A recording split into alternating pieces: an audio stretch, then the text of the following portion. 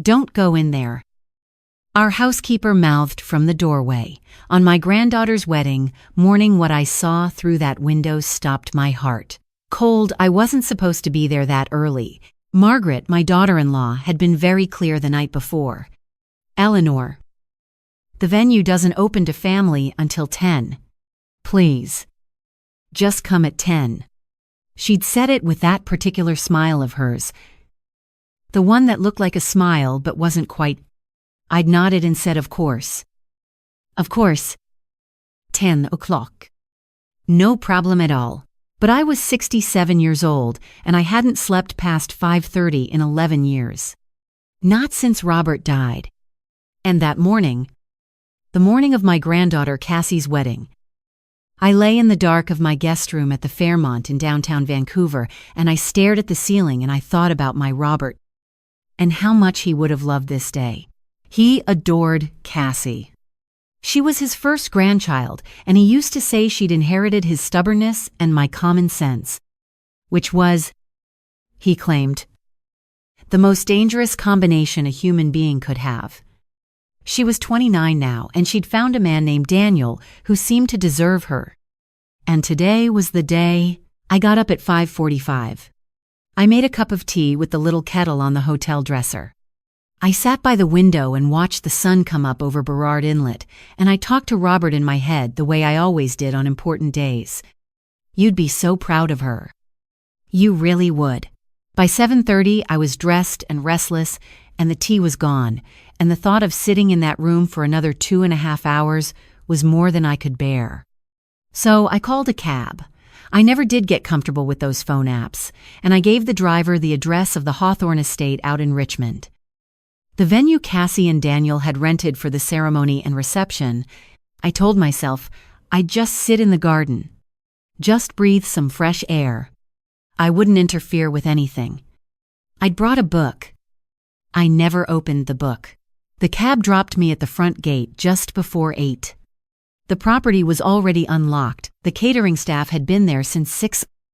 I later learned, and I walked up the long gravel path toward the main building, past the rose hedges that were just coming into their late September bloom. The morning was cool and gray, the way Vancouver mornings almost always are. And the grass was still wet. And I remember thinking it was exactly the kind of quiet that Robert loved. I was perhaps 20 feet from the side entrance when the door opened and Dorothy stepped out. Dorothy had been with our family for 18 years. She'd started as a cleaning woman when Cassie was just 11. And over time, she'd become something else entirely, the person who knew where everything was, who remembered every birthday, who had a key to both my son's house in North Vancouver and my own place in West Vancouver, and who Cassie had personally asked to help coordinate the morning preparations at the venue. Dorothy was 61, originally from the Philippines.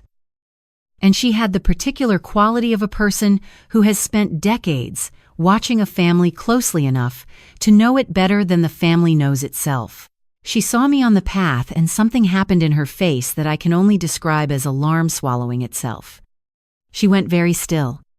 Then she walked toward me quickly, her flat shoes crunching on the gravel. And when she reached me, she took my arm, actually took hold of my arm, and leaned in close. Mrs. Eleanor, she said. She only called me that when something was serious. Normally it was just Eleanor. Please don't go inside. Not yet. I looked at her. Dorothy. What on earth? Please. Her hand tightened on my arm. Come with me. Over here. Come.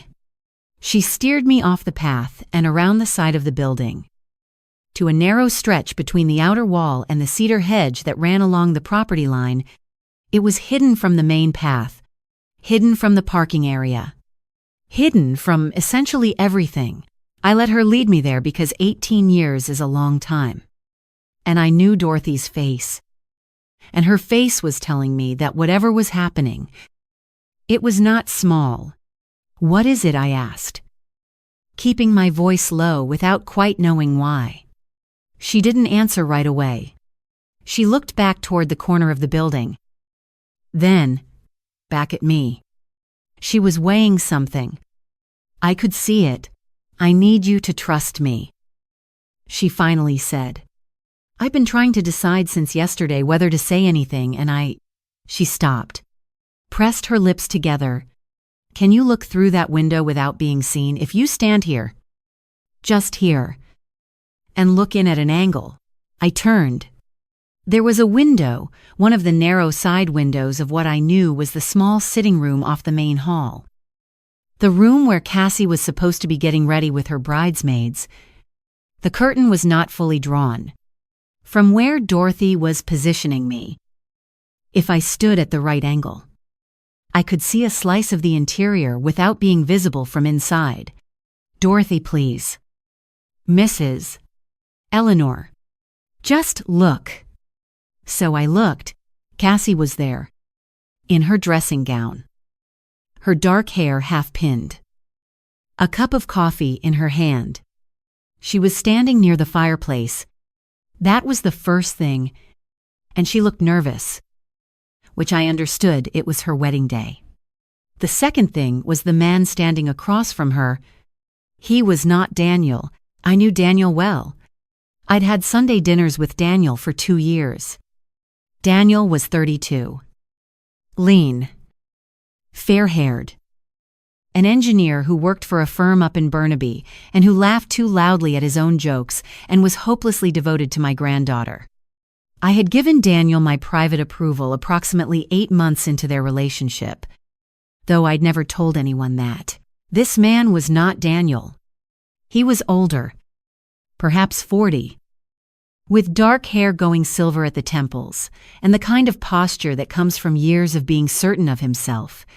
He was standing close to Cassie, not inappropriately close, but close in the way of someone who has a claim. He was speaking. I couldn't hear the words through the glass, but I could see his face, and I could see Cassie's face. And what I saw there made the breath leave my body. She wasn't frightened of him. That was the first thing I looked for, and it wasn't there. But she was diminished. That's the only word I have for it. The Cassie I knew. Robert's granddaughter. The one with his stubbornness and my common sense. She was standing in that room with her shoulders curved inward and her eyes down, and the man across from her was talking with the quiet certainty of someone who knows he has power and doesn't feel the need to shout about it. He held out his hand. Palm up. Cassie reached into the pocket of her dressing gown and placed something in it. It looked like a card. A bank card. He looked at it, pocketed it, said something. She nodded once. He turned and walked out of my line of sight. I stepped back from the window. My heart was going so hard I could feel it in my throat. Dorothy, I said. Who is that man? She looked at me with the expression of someone who has been holding something heavy for a long time and is finally being allowed to set it down. His name is Victor, she said. I don't know his last name. I've seen him twice before. Once at the house in North Vancouver, about 4 months ago. When your son and Margaret were up at Whistler for the weekend, he came to the house. Cassie let him in. I was there cleaning the upstairs, and I don't think she knew I was still there. They argued. I heard her say. Dorothy paused. I heard her say, "You can't keep doing this. I'm getting married." And he said, "You'll do what I say until I say otherwise." And then she went quiet. The September air felt very cold suddenly. And the second time I asked, last Thursday. I was at the venue doing the setup walkthrough with Cassie. She got a phone call, and she went very pale, and she told me she needed 20 minutes, and she drove to the Tim Hortons down on No. 3 Road. I was curious. I followed in my car. I parked where she wouldn't see me. Dorothy looked at her hands. He was there. They sat in a booth. He had papers. Or something I couldn't see exactly. She signed something. She was crying when she got back to her car. I was very quiet for a moment. The roses smelled too sweet all of a sudden. "Why didn't you tell me?" I said. And I want to be clear, I was not angry at Dorothy when I asked that. I was asking honestly. "I almost called you twice," she said. "But I didn't know what it was. I didn't know if it was something from before, something Cassie had a right to keep private. I didn't want to. She's not my granddaughter. Mrs. Eleanor. It wasn't my place to decide." Her voice wavered slightly. "And then this morning he was here when I arrived. In the parking area. He went inside, and I found Cassie, and it was what you saw. And then I saw you coming up the path, and I thought, this is someone whose place it is." I reached over and I took Dorothy's hand and I held it for a moment. Then I started to think. Here is what I knew. My granddaughter was being coerced by someone. On her wedding morning, she had given him a bank card. She had signed papers.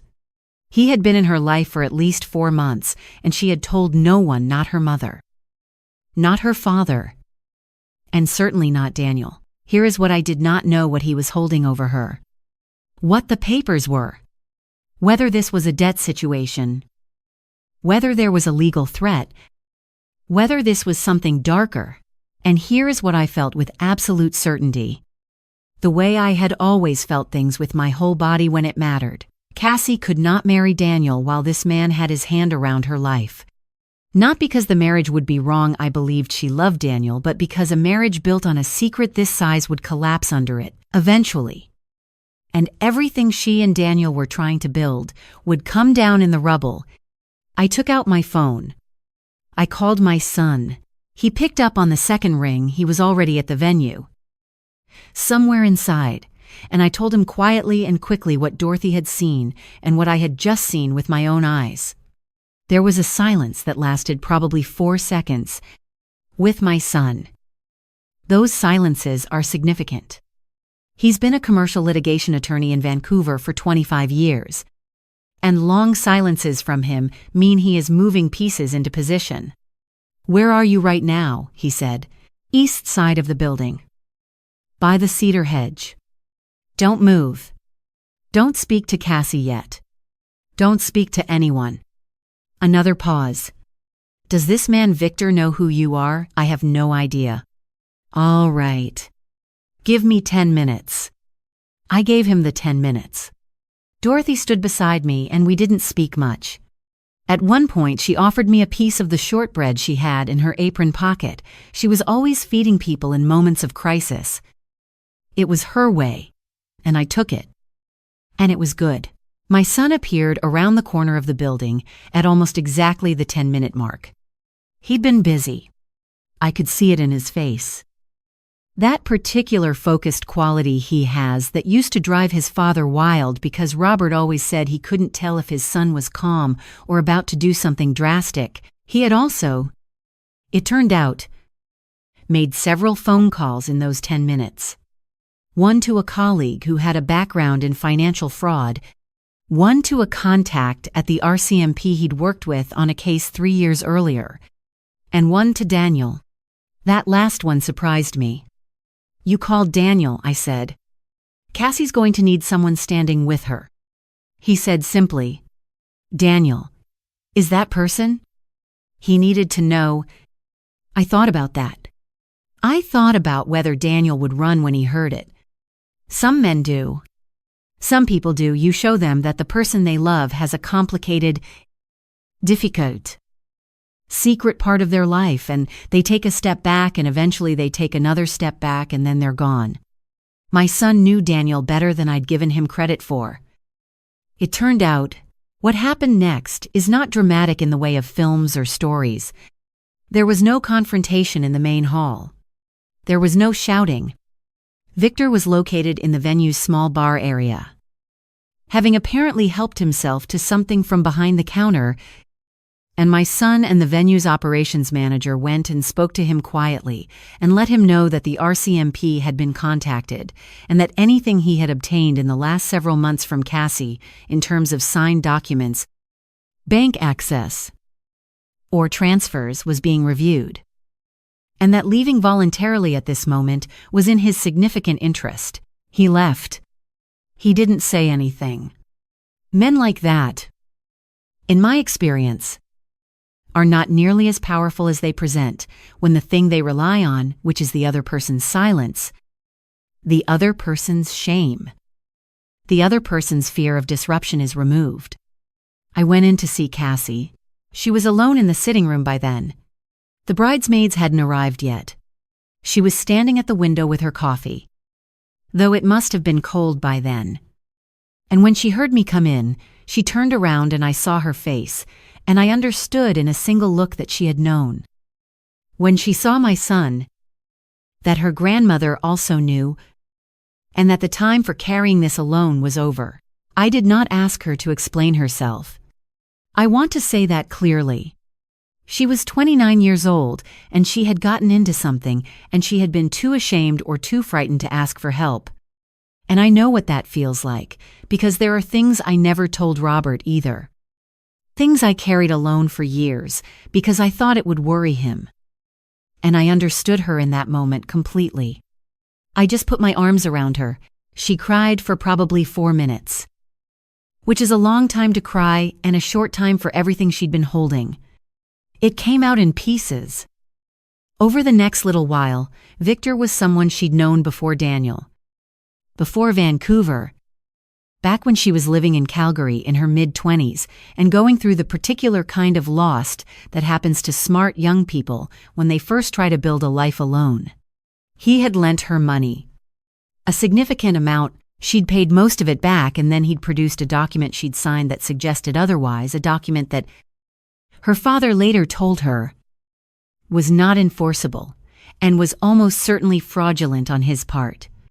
But she hadn't known that, and she'd been paying in various ways for 2 years. The bank card she'd given him that morning had $2,000 on it. $2,000 she'd taken from the wedding gift money that Daniel's parents had given them. She'd told Daniel she'd deposited it. She hadn't. She was going to tell him after the honeymoon, she said. She always thought she'd tell him after. There's always an after with secrets. I've learned that the after never comes the way you plan.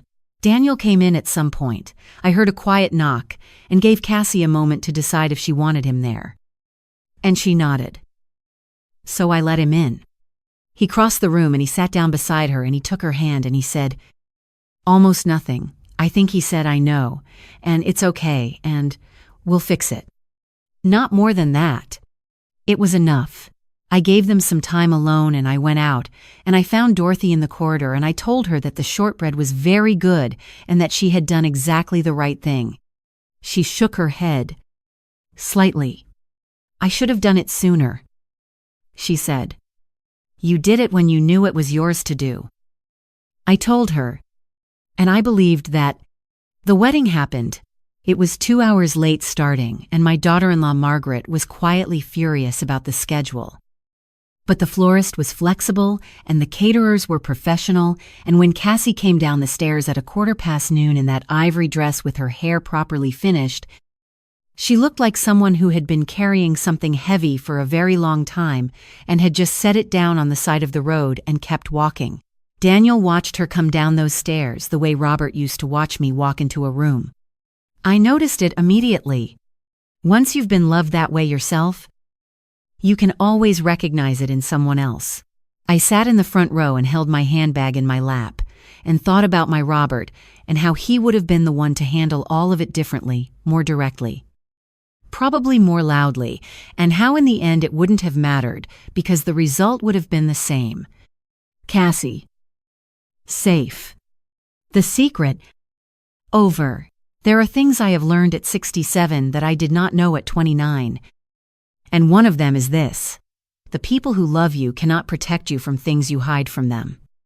Not because they lack the will, because they lack the information. And the shame you feel about the difficult, embarrassing, frightening parts of your life, that shame is not protecting you. It is protecting the people who are using those parts of your life against you. Victor was later charged with fraud. My son's colleague confirmed that the document Cassie had signed was a fabrication and that Cassie was not the only person he had done this to. There were 2 others we know of. The case is still working through the system. The way these things do in Canada, slowly, carefully. And eventually, Cassie and Daniel are living in a townhouse in Burnaby now. I had them for Thanksgiving in October, and her roast vegetables were better than mine. Though I will not be telling her that for at least another decade. And Dorothy, I raised what I was paying her by 30%. Effective immediately. And I told her that if she ever had a feeling like that again, about anything, she did not need to wait until she was certain before she came to me. She said, "Mrs. Eleanor, I'll always come to you." I said, "I know. Dorothy, I know you will." Some people you trust because they've earned it slowly. Through ordinary days and unremarkable moments. Through 18 years of knowing where everything is and remembering every birthday. And when the moment comes that requires something more than ordinary, they're already there. They've been there the whole time. You just have to be paying attention.